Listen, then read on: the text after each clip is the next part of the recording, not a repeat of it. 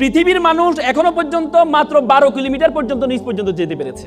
সেটা কে করেছে জানেন? 1970 সালে সোভিয়েত ইউনিয়ন। তারা চিন্তা করলো তারা পৃথিবীর নিচে যাবে, কারণ তারা জানে পৃথিবীর নিচে হচ্ছে কিনা আমাদের বরাবর নিচে হচ্ছে কি আমেরিকা। আমরা যদি এখানে যে 6টা বাজে, আমেরিকাতে 6টা বাজে, রাত 6টা বাজে, দিন 6টা হলে রাত 6টা। সে চিন্তা করলো নিচ দিয়ে যাবে। তখন তাদের গবেষণা পথে তারা নিচে যাওয়া শুরু করেছে সাইবেরিয়া অঞ্চলে। নিচে গিয়ে তারা 12 কিলোমিটার পর্যন্ত গিয়ে দেখে সেখানে যেই গরম সেটা প্রায় 2000 সেলসিয়াস গরম। লোহা গলে যাচ্ছে সেখানে, কারণ 1500তে গেলে লোহা গলে যায়। আপনি দেখেন সূর্য আমাদেরকে গরম দেয়, আমরা 40, 50, 60 সেলসিয়াস গরম পাই আমরা, সূর্য আমাদের গরম দেয়, কিন্তু মাটির নিচে কিভাবে গরম হয় পরবর্তীতে আর যেতে পারে নাই। সেই গবেষণা প্রতিষ্ঠানের প্রধান ছিলেন ডক্টর এসবক। তিনি বলেন আমি যখন যেতে পারছি না তখন আমি একটা মাইক্রোফোন পাঠিয়েছিলাম সাউন্ড নেওয়ার জন্য, ভিতরে কি সাউন্ড হয়। বিলিভ অর নট, তিনি একজন খ্রিস্টান। তিনি বলেছেন আমি নিচে গিয়ে একটা সাউন্ড পেয়েছি, সেটা হচ্ছে মানুষের কান্নার আওয়াজ পেয়েছি। তিনি আবার বলেন, তিনি ভাবলেন এটা একটা ইকুইপমেন্ট বা আমি যে ইকুইপমেন্ট পাঠিয়েছি সেটার কোনো আওয়াজ হতে পারে। তিনি আবার পাঠালেন, পরে দেখলেন এটা কোনো একজন দুইজন মানুষের আওয়াজ না, এটা হচ্ছে হাজার হাজার মানুষের কান্নার আওয়াজ, এবং সেই আওয়াজগুলো বেশিরভাগ আওয়াজ হচ্ছে মহিলাদের আওয়াজ।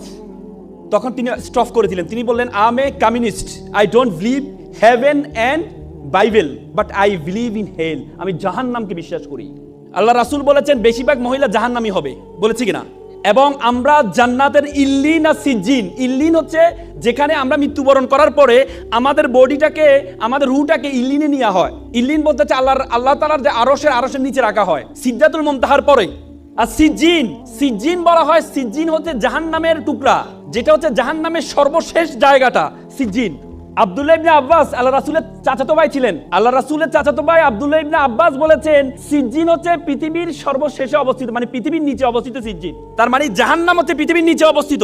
আপনি চিন্তা করতে পারেন যে হাদিস সূরা নূহতে বলা আছে ফেরাউনকে আমি পানিতে ডুবিয়েছি, ডুবানোর পরে তাকে আমি জাহান্নামে নিক্ষেপ করেছি। তার মানে নিচে গিয়েছে, নিচে থেকে জাহান্নামে কিভাবে যায়? তার মানে আমাদের পৃথিবীর নিচে যে আগুন আছে সে আগুনের সেলসিয়াস বিজ্ঞানীরা বলেছেন 6000 সেলসিয়াস গরম। তার মানে ডক্টর এসবক যে সাউন্ডটা পেয়েছেন সেই সাউন্ডটা কিসের সাউন্ড? জাহান্নামের সাউন্ড।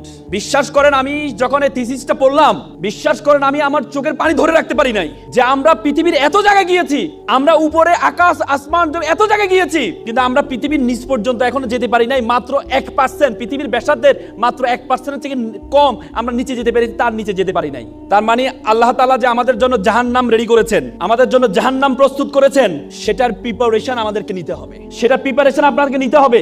এজন্য আপনাদেরকে এখানে বলেছেন আল্লাহ তাআলা আল্লাহ রাসূলকে প্রথম যে উপদেশটা দিয়েছেন সেটা হচ্ছে ইকরা, পড়ো। আপনি যদি জানেন, আপনি যদি পড়েন, আপনি যত বেশি জ্ঞান অর্জন করতে যাবেন, যত বেশি পড়তে যাবেন, আল্লাহর সৃষ্টি সবকিছু সম্বন্ধে আপনার সবচেয়ে বেশি ধারণা তৈরি হবে।